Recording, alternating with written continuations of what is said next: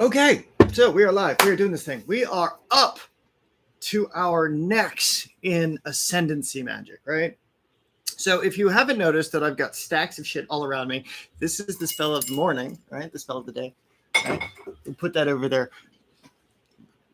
So many things, right? Like going through the Babylonian Magic and Sorcery book by Leonard King, trying to help people build out their invocations, right?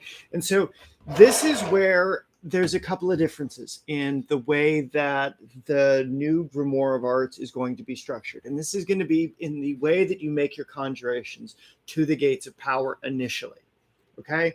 So the Anaharani Alakt Hasala Tarat, the gatekeeper, open the way for me, the road whose course does not turn back. Well, first you have to become said gatekeeper to those gates and planets, right? So you have to make an independent set of gate calls. So those original gates that I have within the Grimoire of Arts are functional for me because I've gone through those, right? Functional for the people that I've taught how to use them. Yes, absolutely. But for you as the reader that might not have access to those things, you'll need to consider how to build your evocations, okay? And now these evocations are the conversation of let's get it done meets this is the history of why we do it this way. So a couple of weeks ago, I've talked about how the Greeks did their evocations, right? They structured things a specific way. They did things a certain way, and there's a story behind it. There's a mythos structure behind it. Well, to introduce that concept, we have to be able to have context. So this is our context, okay? I posted up all the videos today that I've shot for planetary associations. So what you have to do is you have to go through and you have to watch all of those videos, right? In the planetary associations. I know, more of me rambling at you, but this is where it gets important, okay? You need to look at your behaviors. You need to look at the experiences and those things that those planets are responsible for in your day-to-day, okay? Make notes. Keep notes. Put these in your spell book, okay? In your book of shadows, if you will, right? Not the book of power, not your book of spells, your book of shadows, your reflections, your inside thoughts, right? And so you have to look at it like the speaking of the keys of power, right? The old way that they used to do it was they used to call upon those aspects of the divine which are to remember the event that those things are responsible for. So what do I mean by this? I mean that, so on page 48, which is the reference that I'm using in the Grimoire of Arts, there is, 46, there is a conjuration, okay? It says, O mighty, powerful, strong one of Asur, O noble, exalted firstborn of Ea, O Marduk the mighty who causeth Yer to rejoice, Lord of Visigia, help of Babylon, lover of Azita, right? Preserver of life, prince of, renewer of, shadow of the land, protector of the distant peoples, etc. If you notice, in this case, Marduk is the power of Jupiter, okay? And so what you have to understand is that as you go through and you create your invocations, this is just one for Jupiter. You have to go through and you have to create one for the sun. You have to create one for the Mercury. You have to create one for the Mars, the Venus, the Saturn, the Moon, the Neptune, the Uranus, the Pluto. You have to create one for the Earth. You have to create your gate conjurations in these specific kinds of ways so that what you do matters. When you build these things, you are recalling those experiences which you felt, which are like those things. So that way, when you call upon those in the rite of transformation, you have the means by which those greater things can come to pass. So it might seem like it's a complicated conversation where you have to go back and you have to go watch those other videos and you have to go back and you have to think about these things. But it's this interactive process between you and the forces of nature that the Grimoire of Arts replicates, or at least it did for me. And so in replicating it for you, getting you to understand what is it that's like you with the associations of the sun, getting to understand what it's like you of the associations of Venus, what it's you under the associations of Jupiter, etc. Right? So when you set up the rite of transformation and you become the gatekeeper, then you can use the gatekeeper open for me, the road whose course does not turn back, because you're calling on your higher self. You're calling on those deeper truths within you. So that way, as you go through and you finalize your conjurations, you have full access to do so.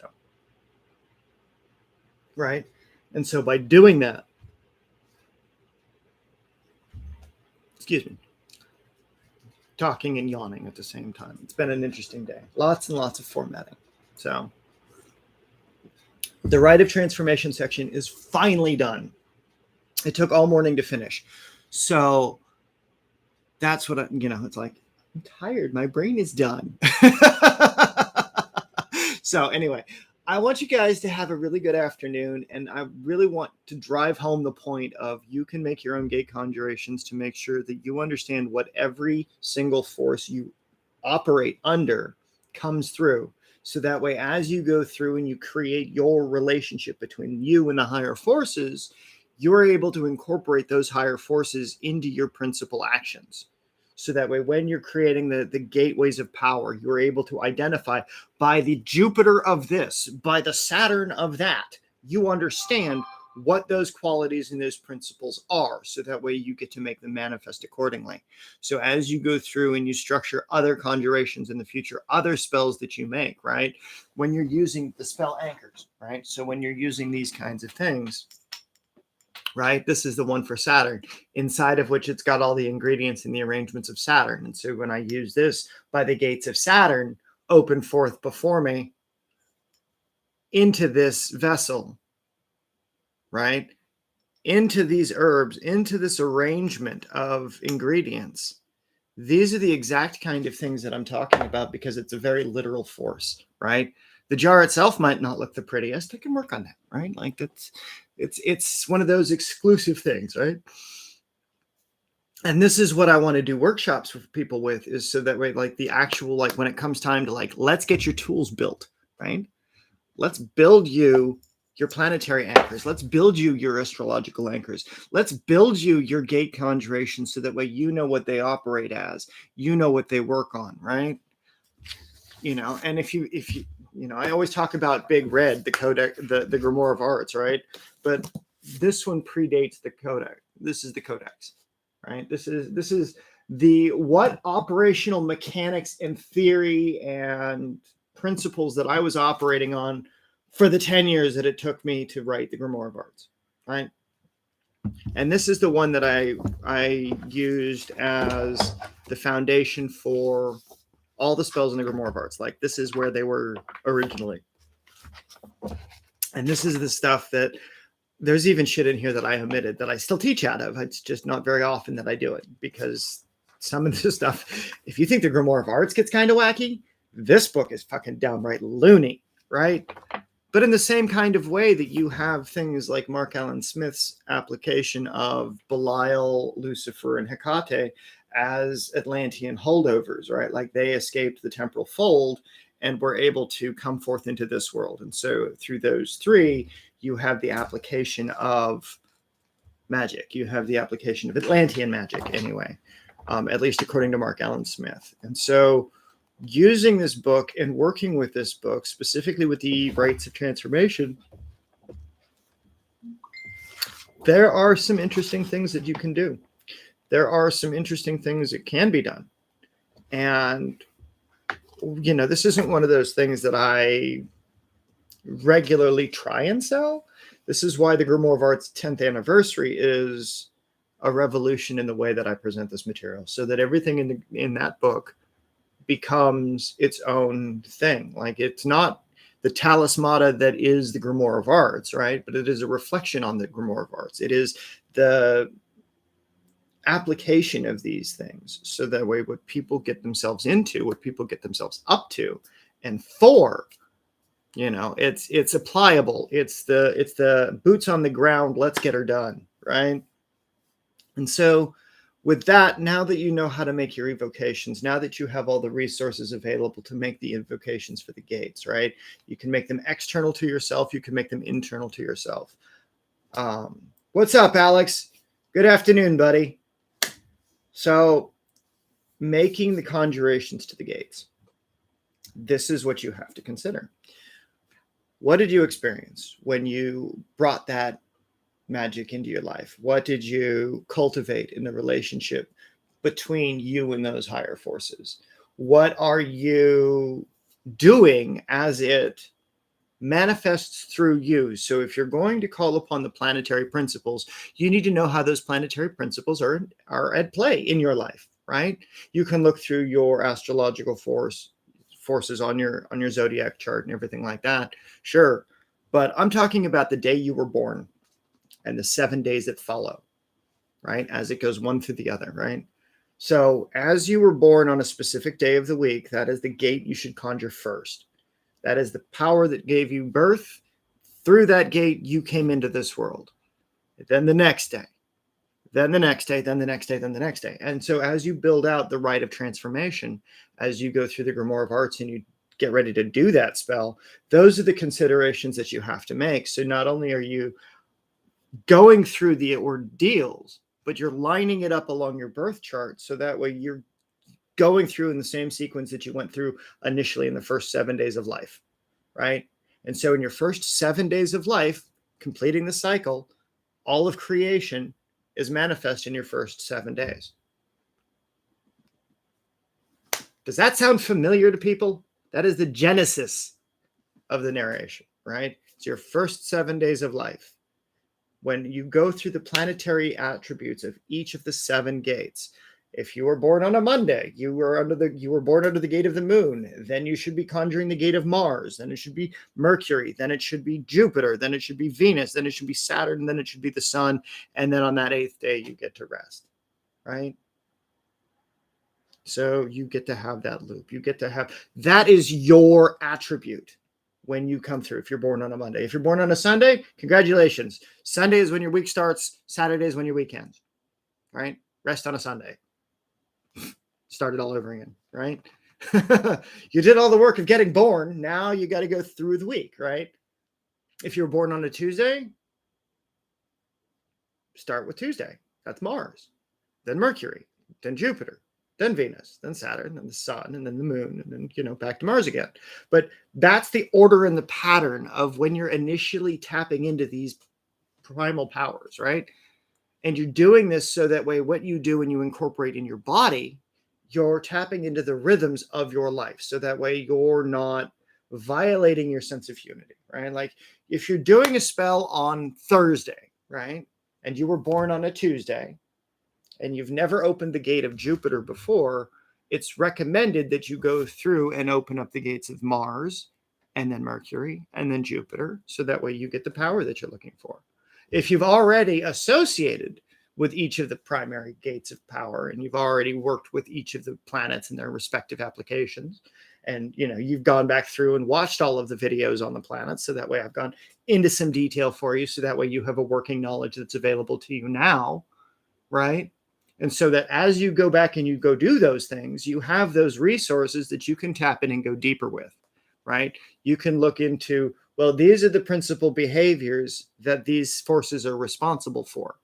And so as they move from one thing into another, using their language, right? Their consonants, their hard sound, and their vowel, their spirit, their soft sound, because from hard into the soft, into the hard, right? You can figure out what is the yin nature, what is the yang nature, what is the receiving vowel power aspect expressed through a word, what is its active aspect of the word, what is it going to do once it's released into the world. The world has to receive it, so it has to be a yang construct, so you have to end it with a yang, but each of those things has a yin and yang state within it, right? If you're starting with fire, right? Fire has to receive. What is it receiving? Well, is it going to receive Jupiter's energy, right? So you would have to be yang Jupiter, yin fire, yang fire out into the world, right? So you apply both the yin state and the yang state of Jupiter's fire to release something through fire from that aspect. Okay? If you're just doing something that needs to receive and you need to create a flow to you, then you have to consider, all right, well, this needs to be all yin. It needs to be open doorways. It needs to be open conduits. It needs to be the receptive, the feminine, the thing that which receives, so that as it gives birth, it acts as the channel. It acts as the conduit, right? So it becomes that which is active, but it's the active feminine because it's the primary thing that's receiving the seed of creation and giving birth to it via the principles of the talisman or the phylactery if you have it bonded to your specific spirit, right? And so you have to think about this relationship between the flow of energy between your object and the subject, right? Where is the origin of energy as it interacts with the object, so it attaches to the subject of your desire. If you don't have that flow line, you don't have magic. You don't. You have pretty images on paper and you have pretty things that you're doing, but you don't have magic, because magic is the connection to the universe. It is the divine energy. It is the string theory. It's the particle theory. It's all overlaid theory. And these things where if you flick one thing over here, a butterfly in Africa creates a hurricane or some shit. I don't know. Fuck it. Figure it out. I mean, that's what I'm trying to help you guys do, is figure out, all right, you get this thing. You've got an object here, right? It's a bunch of dead material. Well, how do you get this jar of dead material to interact with the celestial forces? Well, you have to understand that there has to be feminine ingredients to receive the seeds of creation. There has to be masculine ingredients to project the seed, right? Male and female principle, right? Egg and sperm replicated in your spell work, right? So you're dealing with the principles of gender. What receives energy? What projects energy? What new life comes from that energy? Okay? So these are the things you have to think about at every level of your spell, right? What herbs are you using? Are they masculine? Are they feminine? Right? This is what you have to ask yourself. Do they project energy or do they receive energy? Right? And if they do both, why are you using it? Right? If you have to balance out the planetary energies, like I have charts for all of these things, it goes through the planetary energies, it goes to the elemental energies, and it breaks it down into their elements. Well, I have another table that I don't get into very often, which talks about the feminine and masculine qualities of every planet and their element, right? So you can do a combination of the Jupiter of, I think it was Earth. Fuck it, we'll just go through it now. That way I don't have to repeat myself very often. It'll be in the grimoire. I'll put it that way. I'll put it there. That way you guys have all that information. So that way we just have to go through this the one time and you actually know what the fuck I'm talking about. So I can give you an exact example, right? And so as you go through, here we go. The yang, the masculine aspect of Earth is whorehound. The masculine aspect of mistletoe is air, right? That's the air is mistletoe, is its yang form, right? Cedar is the yang form of fire. Chamomile is the yang form of water, whereas the feminine, the yin state of Earth, unlike whorehound, is vervain, right? The yin state of the air is yarrow. The yin state of fire is roses. The yin state of water is dittany of Crete, right? Like that's what I use for my ingredient associations. The yang state of sun, the planetary energies of the sun, I use as cinnamon. The yin state is sandalwood. So the spell that I made today included sandalwood. Yin state, it's magic that receives the will and the intent, right? The yang state of the moon is myrrh. The yin state is orris root, okay? The yang state of Mars is dragon's blood. Its yin state is orchid. The yang state of Mercury is lavender. Its yin state is valerian, right? The thing that smells like dirty socks but puts you to sleep like nobody's business. Like, fantastic. All right. The yang state of Venus is golden seal. The yin state is dittany of Crete. So again, the feminine, the dittany of Crete is fantastic, right? And so you've got the yang state of Saturn is mullein, right? The graveyard dirt, right? And the yin state that's the yang state of Saturn is mullein, right? The yin state is the yew tree, right? It's the ancestor tree, right? Careful, because it'll kill you, causes a heart attack because of the toxins inside there, slows your heart rate down, and it'll fuck you up, all right? So mind your allergies with that one. Next state, you have the yang state of Jupiter, which is juniper, funny enough, right? And then you have its yin state, which is henbane, okay? That's another one of those, it will fuck you up. Don't use it unless you have to, sort of deals. But you can look at Cunningham's Book of Herbs, and you can go through, and it has the yin ingredients, the yang ingredients, or the masculine and the feminine, right? This is why it's important to know that. What is the energy that's receiving these things, so that way it can give birth to new energies outside of itself, so that your talisman can have babies. This is what you're doing. Like, I have one amulet. I guess it's an amulet because it does general purpose stuff. Like, it's a creation thing. So I put it in my cauldron and I do my conjuration over it, and I can just be birthing critters that fuck out of it, right? I've used it for years to birth critters. I've got, visual evidence in other people's photos and stuff like that over the years. And I used it, and I left it dormant for almost 2 years. And then a couple of weeks ago, I used it again, and it's like the sound sounds different. Like the silence sounds different. The energies around it feel different. Like, this is what was told to me by one of the people that I was using it for, right? So that way it affects the physical environment accordingly, but it's one set of ingredients. Because I've balanced it out so well, I can just keep making shit out of it. Like, I just pull up new energy through it. All the ingredients are right, so it just allows for constant reuse, right? In the same way, fixed talismans like this allow me to channel anything I need to from the gates of Saturn or the sun or the moon or whatever it is, right? Because they're fixed arrangements. Understanding the fixed ingredients allows you to streamline certain aspects of your magic, right? So if you have a talisman or a talismata or whatever it is that you're consecrating, if you've got one of these jars and you're making one of them, right? Well, you just have to put it next to the jar, or you put the jar on top of it, and then from the jar into the thing by the gate of bleh, right? And it's energy that flows. That's how it works. So it makes really complicated stuff plug and play. You draw a talisman, you get your jar, you put the jar on top, you make a conjuration, you light your candles, you light your incense, you give it a spirit, you give it a body, you give it a purpose, and you're done, right? So it's this kind of application for speed of use that comes in for when you're doing things on a professional level, and you have to be able to crank this stuff out over and over and over again, right? So instead of charging clients thousands and thousands of dollars for having to source out all of the fixed ingredients that you can use in a jar, right? You buy the stuff for the jar, you make the jar, you have it on hand. That way you don't have to charge your clients so much, right? You can still do the same level of effect, but you don't have to charge them as much.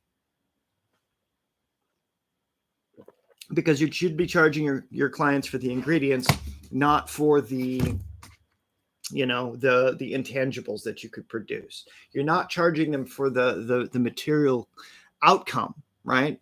Nobody can guarantee your outcome. That's yes, the energy is a through line. Yes, it connects. Yes, but do you understand what it does? Probably not. That's okay. Do you understand that it's not going to happen in the way that you expect? I cannot say that enough. Is that use it at your own risk, folks. But you're charging your clients for the assembly. You're charging your clients for the ingredients, for your time, for your expertise, in order to be able to make these things accordingly to the ancient texts, to the ancient materials, to the old materials, to the hundreds of years of history that I'm talking about. That's why you charge clients. Because the better you can apply the techniques of history, the more justifiable it is to create legitimate talismans and things like that. And I say legitimate because they're historically accurate, right? Not guaranteeing the effects, guaranteeing the accuracy in as close as possible with modern materials. So that way, what I provide is the information necessary to be able to, if magic was to work, it would work through these ingredients, because this is what they've always been. Does that make sense? So it's not like I'm just picking out shapes or random things. It's everything I do is based on something else.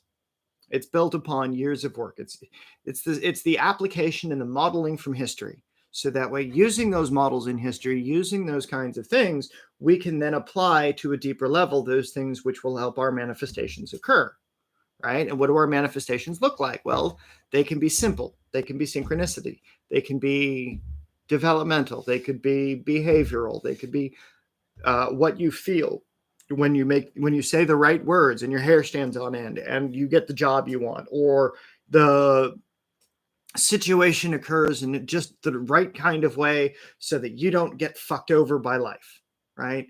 And these are the kinds of things that you have to put into consideration. These are the kinds of things that you develop and that you cultivate those relationships for. So anyway, I'm going to leave you with that. I'm going to leave you with your homework is to go watch all of those planetary videos and make gate conjurations for each of those videos, right? Those are the behaviors. How do you experience those behaviors? What are the stories you can tell to make your evocations perfect, right? So that you can make them personal. And that way, then as you go through the rite of transformation, you become the gatekeeper. Then you can standardize the spell to gatekeeper, open the way for me, the road whose course does not turn back, right? And then you are the gatekeeper in that case. You are the experience between you and the concept of the Heimdall aspect of the watcher of the bridge, right? You understand you on the other side of the bridge. You're connecting with yourself that's on the other side of that gate. So that way, when you open the gate, you're there, you're here, you get the through line of energy from it. So that's how those work. And that's probably the most intense explanation of 20 years of attempting to explain this. Like, finally it's on camera, right? Finally it's recorded. But you have to figure out a way to get you and the energy on the other side of that gateway, on the other side of that pathway, to resonate so firmly with you here that you can create a through line that you and your spirits can move back and forth freely. And so that's what your talismans do. That's what they're the thing that connects to the energy of the bridge. So that way, when you make your gate conjurations, the talismans become charged. So you hold the talisman, you make your gate conjuration, it links to the energies inside the gate. That way, you've got all the arrangements already put into the inks, into the colors, into the symbolisms, into all of that shit. So when you've got it done, it exists. It's a magnet for those energies. All right, like that's how it's supposed to work. So with that, this concludes the Rite in the Afternoon for this week. Thank you all, my friends, for staying with me for this week. We are doing really good with this. On Monday next week, we'll resume. Okay. Now, the way that Monday is going to work is going to be 10 a.m. is the spell of the day, as per normal. Starts week 13 on Sunday. Okay. Monday at 12 noon. For a select group of people that reach out to me in either Messenger or on Facebook, there's going to be a beta class for, it's a really exclusive for the next level of the Academy project, right? So I teach for the Gray School of Wizardry, or at least I'm supposed to be. And I've been trying to figure out how to structure my classes. So this is going to be the model by which I use to structure all of my classes moving forward in the entire 7-level process, right? So this is the level 8, the best that I can do so that I can go deep through the level 1 through 7, right? Like I want to have you walk with me through each of these different things. And so this next week is going to be the beta for that. This will be to show you how I'm going to do this. So that way we can go really into depth as we go through each of the 13 lessons in the levels 1 through 7. So that way, 7 levels deep, 13 applications. So that way, in that, you get a good, solid, like you could dedicate an entire month of practice to this. You could do this for a year and a month, right? What I talk about in the videos that I posted up on Facebook is like the beta version of that. This is what we get to do next. So I look forward to seeing you guys. I look forward to seeing what we can do on Monday, and I will chat with you later, my friends. Stay safe.